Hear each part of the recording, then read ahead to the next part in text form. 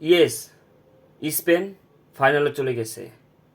আমি আগেই বলেছিলাম ফ্রান্সকে থামাতে পারে একমাত্র স্পেন, এবং স্পেন দারুণ একটা জয় তুলে নিয়েছে ফ্রান্সের বিপক্ষে। এবারের বিশ্বকাপের ফাইনালে চলে গেল স্পেন। তারা এখন অপেক্ষা করতেছে ইংল্যান্ড বনাম আর্জেন্টিনার ম্যাচের ফলাফলের দিকে, কে তাদের প্রতিপক্ষ হবে ফাইনালে। স্পেন চমৎকার খেলেছে ভাই, চমৎকার। আমি ফ্রান্সকে মনে করছিলাম যে তারা যেই ফর্ম নিয়ে এবার বিশ্বকাপ খেলতেছে স্পেনের সাথে তারা ম্যাচটি জিতবে, বাট তারা কিন্তু পাত্তেই পেল না।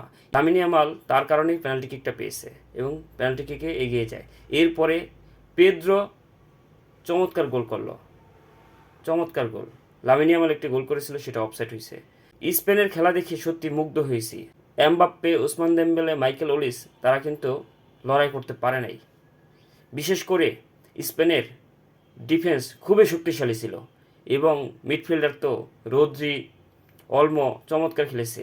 আর ডিফেন্সে কি বলবো, কুকুরেল্লা চমৎকার পারফরমেন্স, এমবাপ্পেকে সুযোগই দেয়নি। শট করছে এমবাপ্পে কিন্তু গোল হয় নাই। ডিফেন্স ছিল কুকুরেল্লা, চমৎকার ডিফেন্স। কংগ্রাচুলেশন স্পেনকে, তারা সবার আগে ফাইনালে চলে গেল। আশা করি এবার বিশ্বকাপটা স্পেনই নেবে।